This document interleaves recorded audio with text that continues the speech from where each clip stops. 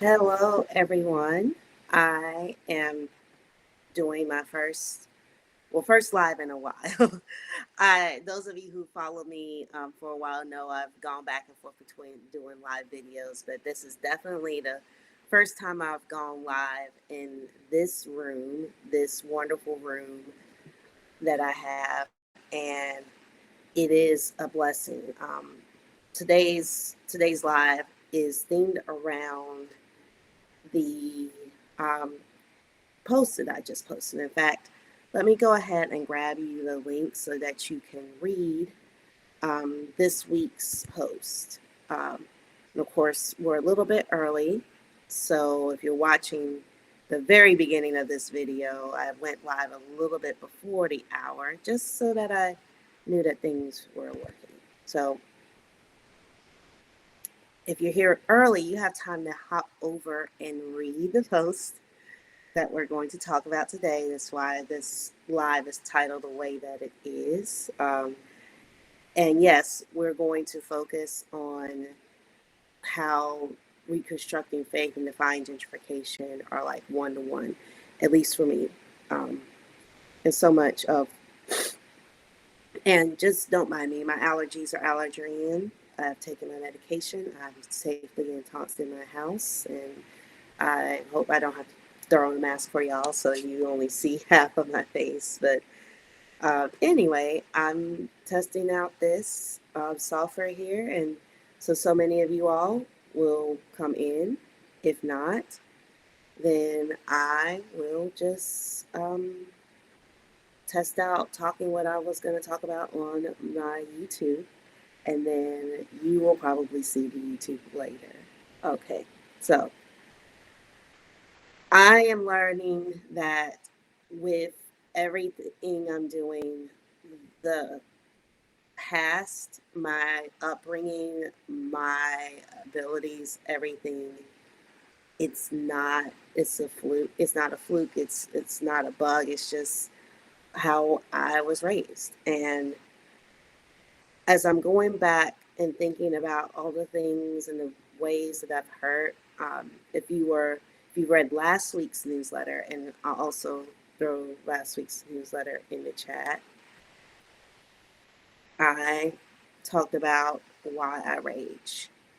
Raging is something that I've had to learn how to do because raging is something that I was taught not to do. And honestly, I think this week, falling back for a moment and talking about why rage is something that's hard for me to do, sets us up for today's chat about how I needed to rewrite myself a living guidebook. So, like many folks who grew up in conservative Christianity and other conservative faith traditions, really have an emphasis on books, writing to help them guide. Welcome, Lady JMW. Thank you for coming by. Today, I'm talking about how my defying gentrification journey is very closely aligned with my reconstructing faith journey. I know we use the terminology deconstruction of faith, at least popularly on the internet. And honestly, I was kind of on my Black urbanist journey and my deconstructing faith journey have almost always been intertwined. By the time you anyone met me as the Black urbanist, you were already meeting someone who had started moving into a more agnostic, animist way of living. And it's also how I've come to approach my work over the years. I do work with a lot of urban planners.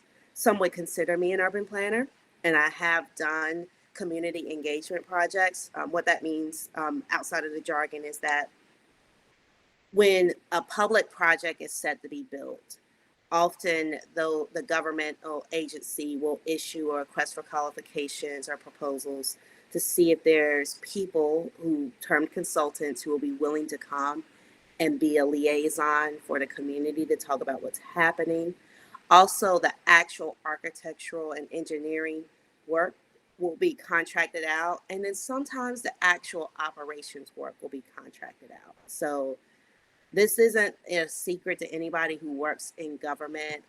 Back in the 1980s, under the Reagan administration here in the United States, we started moving into an environment where contracting our labor out, um, contracting government parts and entities out started to be the norm.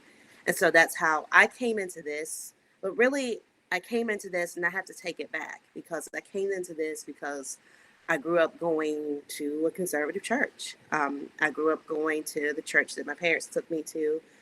At least that church thankfully had gospel music, and it wasn't a church where we actively dismissed our blackness. I grew up in North Carolina. I am 40. This was the height of the era of the gospel choir. This is Kirk Franklin's Stop is coming into play here, wherein it comes to what what the music looked like in our churches. We're in the early stages of the mega church era, where we're moving from two rows of pews in a with a nice wooden pulpit and a choir stand in the back. We're moving from that era to like stadium surround seating.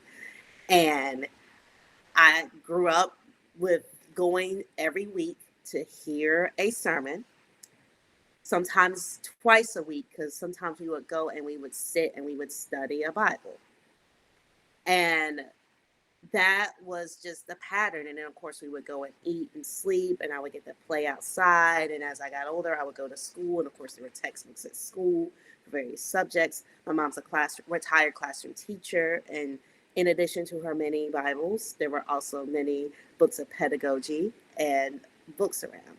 Other just average, trade paperbacks, not as much of definitely not like romance books or anything that was kind of, things that went against the Christian Bible, but definitely this was a house of books. And then my aunt retired as a principal, her sister retired as a principal in Detroit. So I'm getting a multifaceted environment of this. And so, as I came into my queerness, as I came into not wanting to, at least not out the gate, teach or do something mechanical or just something that seemed safe, and a job that wouldn't go against God, which at the time, at least in the circles I was in, even though obviously art is running the show, the art of rhetorical voice in the pulpits, the art of singing, singing music. I wasn't at a church where people were dancing and doing mime work, or I've seen there's churches now with black churches with puppetry. Like we weren't there yet, at least in the environments I was in. But we were definitely singing every Sunday, and we were definitely going to hear a sermon every Sunday. And even with this, like my art, my first art was something I was able to cultivate in a conservative home. And so for the longest time, when I first started Black Urbanists, I was still on my way out the door of faith. There were still a lot of things I was processing. I was still, I had been exposed to progressive faith tradition. I had been exposed to interfaith coalition. And of course, I love that. I love the idea that, we all live on one earth. So why not come together in a coalition? Why not see where we have commonalities in the ways that we treat people? Yet, going on that journey as I was warned, because once again, I was in conservative faith, and in conservative faith, you aren't supposed to touch any other faiths. It's your faith or the door. And in the case of Christianity, it's your faith or hell. So just growing up with this fear of being burnt alive or being left behind, because I was in a rapture-oriented faith community, that in some cases now, I wasn't in a faith community that believed that you could lose your ability to communicate with God and the divine and to be indwelled by the Holy Spirit. And for those of you who aren't familiar with that language, that is I'm learning that is jargon as well. But of course, in my world, it was okay. You could lose your faith, or maybe you wouldn't lose your faith, and there were certain things that would put you away. Or in my case, I think now as I live openly queer and I'm sitting here saying I rewrote the Bible. I have apparently never been saved in the first place. Yeah. So how that relates back to defying gentrification, at least in my opinion, is that my very first foray into public conversation around talking about real estate, urban planning, transportation, and all of everything that comes into play around the terminology of urbanism. I was invited to my very first Congress for New Urbanism. They're actually going on right now. Some folks are out in Northwest Arkansas, and some folks are missing me in Northwest Arkansas. So here I am. I'm doing my speech from home again this year. So definitely listen up on that. And I found a world that made sense. I found, they had written their own Bible, as it were, called the Charter of New Urbanism. So there was this creed, there was this manifesto, there was something that was bigger than them that encouraged them to come together and to um, be build houses the way that they did, and to push for public transportation the way that they do, and to come together as a village. And what I also didn't realize at the time is, like, growing up in such a strong Black village that was well resourced, and as we had this argument about whether or not the South is bad or good, people may not realize that money is still in the South. There may be people may not pay you, but the people that do pay you do pay well at times, or we just know how to, like, share. And so this didn't look a lot different from the community I grew up in, rural adjacent. We talked about, like, farming, but what was different, and of course, as y'all are seeing, I have my Sesame Street shirt on. I grew up with that being pumped into my home.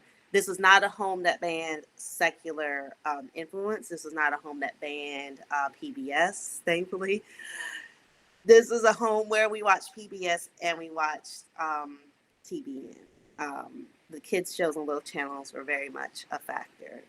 So there was David and Goliath along with Sesame Street, along with Gumby. And of course, David and Goliath and Gumby are much older than me, but those things are still cycling through my 80s childhood, much like we're sharing things now like Gem and the Holograms and all the permutations of the Ninja Turtles. Another set of fans of mine. I don't have my Ninja Turtle shirt on today, but I tend to do with this sweater. And I found this community that was really, really into doing the work together. And as someone who had been taught that we do the work together, I'm like, okay, this is exactly what we need to do. We need to do the work together. So doing the work together. And that worked for a while. But as I started to realize, and CNU is not totally consisting of people with a faith tradition. In fact, famously, there's folks that are atheists, and there's actually now an atheist gathering because there's also a prayer breakfast. The prayer breakfast is much more well attended than the atheist gathering. Actually, the prayer breakfast, I think they had like a big before the conference. Like, that's also something else that's happened with CNU. CNU also kind of planted the seed of rewriting how we do things. And as someone with agency in my Black life, as someone who's an only child, and as long as I didn't get out of the bounds of what was going on in the church, I was able to do so much. Well, where things have changed is that, and I talk about this in my main post here on Substack. I'm gonna put this back in the chat again so that I can you can take a look at it if you want to. That's what today's conversation is inspired by. I want to do better about showing up to the world in the way that I can. And right now that means I can at least turn on my phone camera, grab my little microphone, put it on my little golden scissors from Five Below, and talk about how the world has shaped me. And this post, this week's post, was originally about a book in itself.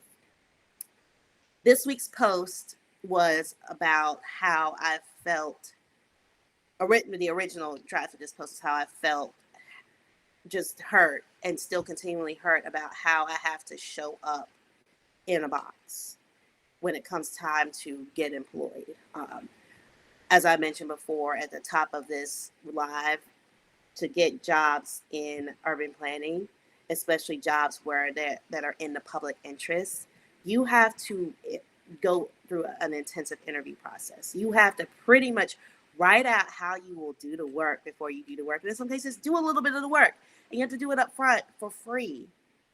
And sometimes doing that work up front for free will get you paid back more often than not, especially in situations where people are used to exploiting Black women's labor.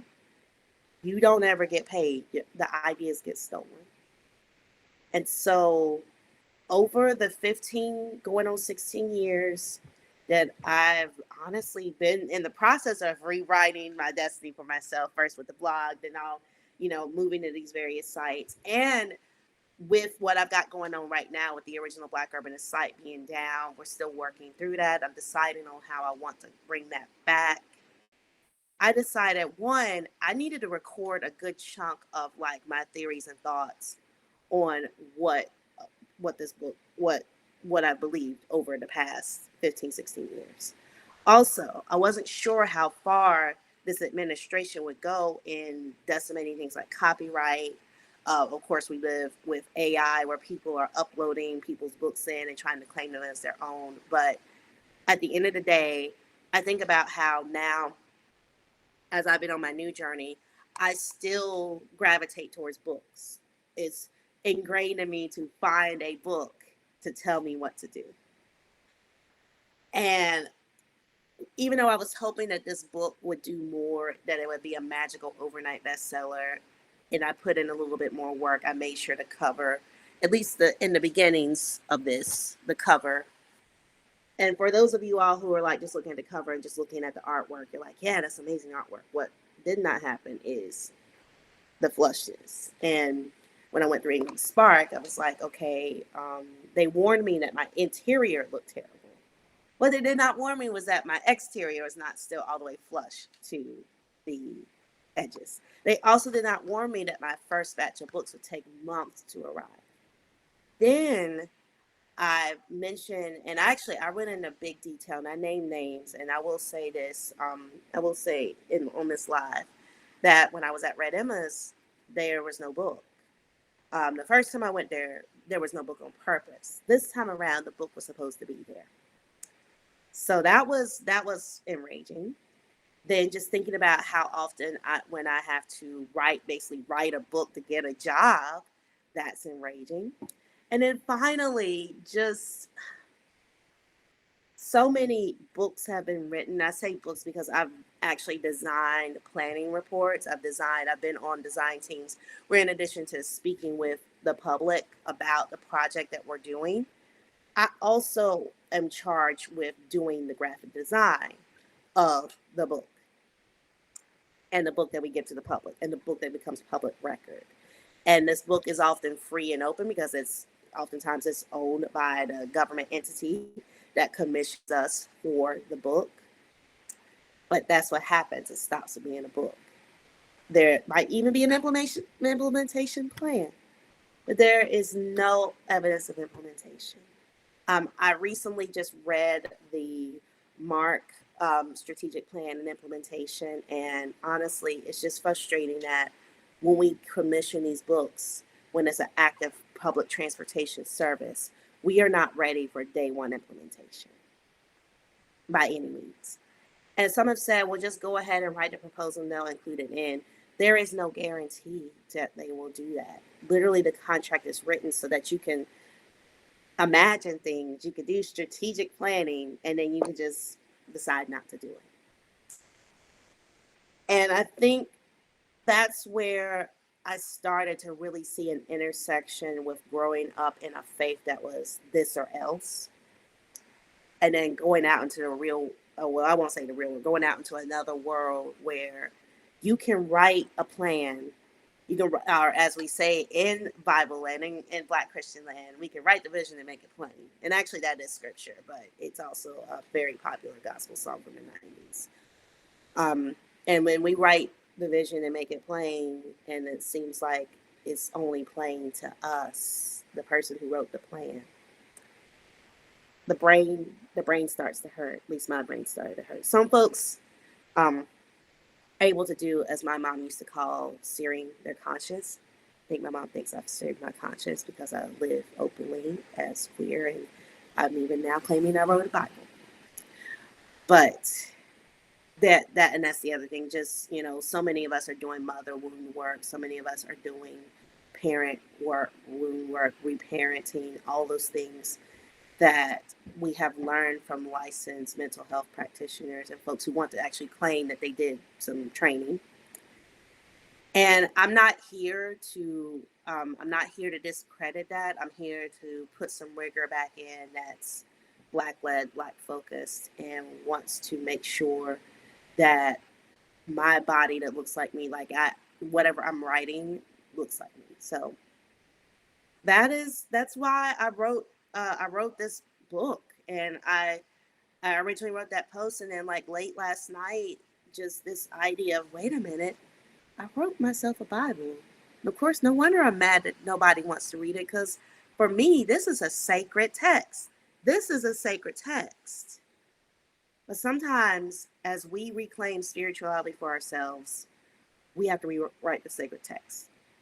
I want to shout out Ayaya Zaire Cotton, who does a lot of work here on Substack and in cohorts. And I was able to be part of her cohort for a little while. Unfortunately, when the federal job, I was part of the loss of federal adjacent jobs last year. So I wasn't able to stay in the cohort. But for the parts I was able to stay in the cohort for, pay up through, I at least learned that writing your own Bible guidebook way of being is often what you need to do to be able to do the rest of your work. And I'm realizing that right now. And I'm realizing that because, I could have written this book to be sellable. A sellable book would not be full color, yellow page, yellow speckled pages for the most part. A sellable workbook would be a little bit smaller. Now, 8.5 by 10, 11 is a normal workbook size. I would probably have not put my face on it. I would probably not put my face in so much of the book. But I needed to, even though I've been writing since I was little, and in fact, I do keep my first award-winning book right next to me in my office. And here is I still had this taped to the back, my entry badge, who my teacher was, the grade I was in, who was coordinating it, and all of that happened. I also had the book that I sent off the first year that did not make it out of school. It did not make it out of my school when I wrote it in the first grade, but my second grade book made it out. So already it's in a lot of ways, and as I delve into more of how traditionally we practice our spirituality as African folks, there's still a condole time. And so I was an award winner then.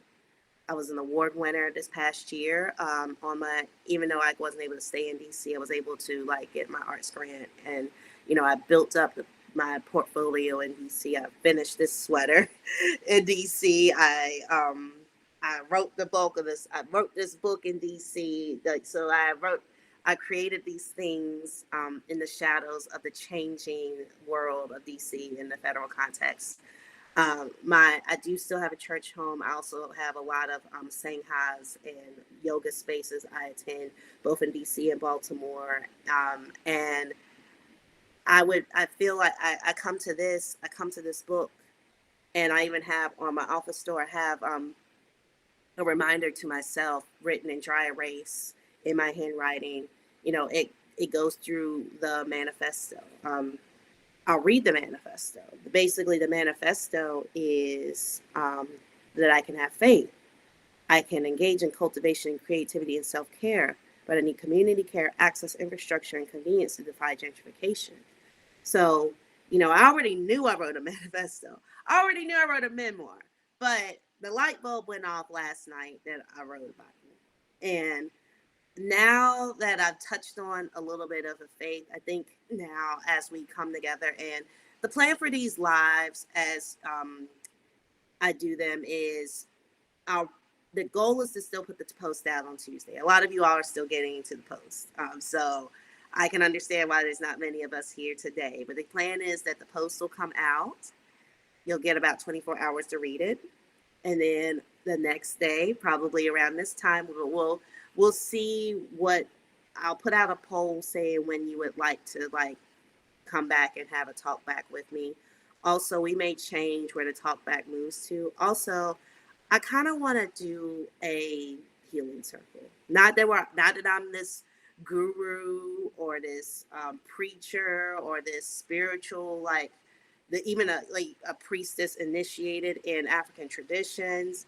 I'm just the person that would love to still be in community with people, still talk through these things. And, you know, maybe we all come together and we all bring our little individual Bibles together and we talk through how we've written our own spirituality. Maybe we all do card readings for each other. Maybe we give things together and we share things. And so if that's of interest, I will probably put out a poll in next week's newsletter about that.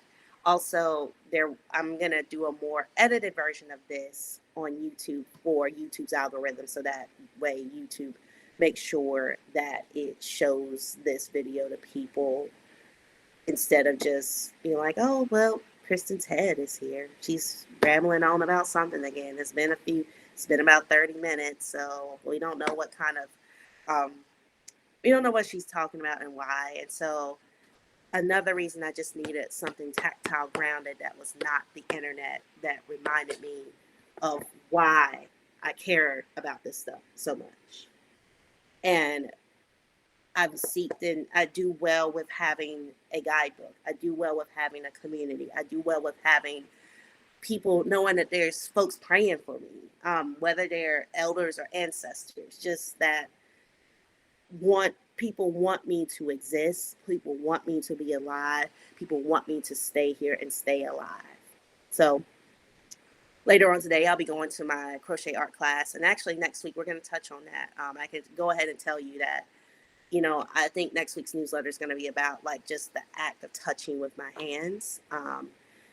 And much like, and I think I want to do I want to kind of rotate through, pick one of the big themes of the book and write on that as I write through this newsletter. I also, if you haven't already noticed, I'm going to drop here my Instagram. I'm using Instagram very differently now. So I started using my given name Instagram to really just take it back to me. Take it back to me. And me being me and me feeling like myself and the ability for me to feel like myself. Now, I've kept up the archive of the Black Urbanist page, but that's going to start eventually feeling more like, you know, just a community page. I'm ready and I feel safe enough now to open up what that project was and is for people to others. Because now I have a place on the internet where I can just be myself.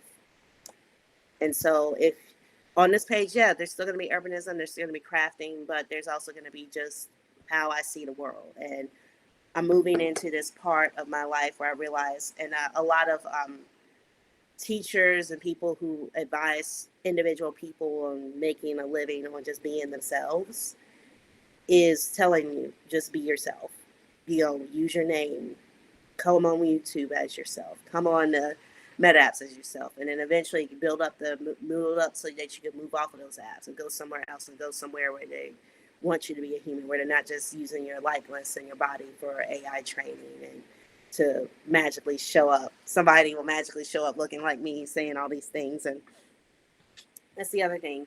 I do know that what I'm saying right now is still a little ahead of what a lot of people want to believe about a lot of things. Um, Hello to Rogers. Yes, thank you for joining us from the refugee camp. I'm wishing you all the best as you are there and enduring that. And yes, we shouldn't live in a world where folks don't have shelter. I'm a firm believer of that. I'm actually about to wind down this chat today. Um, I have this book, English language book, the Defiant Gentrification Playbook, and it's helped me to ground myself. Even though it's not selling copies, even though I've had some trouble getting copies that have been sold to people who do want to support me and are looking forward to reading this book. Even one of my covers of my book is unfortunately also broken, so there's even that. But I'm here. And so I'll be writing a newsletter every week here on Substack. And then the following day, generally, I will be going live to talk about that. And then over on YouTube, I will have a more edited and a more targeted version of what I talk about here on the live. So thank you all for coming today. Thank you all for listening today for however long you've been listening. Even though it's just me here today, sometimes the best thing I can do is just get started. And if you are magically, I'm not sure how this works if you can watch live videos back. I don't think that's how this works over here. But if you want to watch this back, just the gist of this is I wrote this book. It has become my Bible. It is sacrilegious to say that. But so much of defying gentrification as well as deconstructing faith is sitting with sacrilegion, sitting with colonialism, sitting with what needs to happen and how we need to redefine ourselves for ourselves. And yes, ending with the classic Audre Lorde quote of defining yourself for yourself. And so that's what drove me. And to that, I say, thus saith that Lord, and thus saith me. Until next time, y'all have a good one.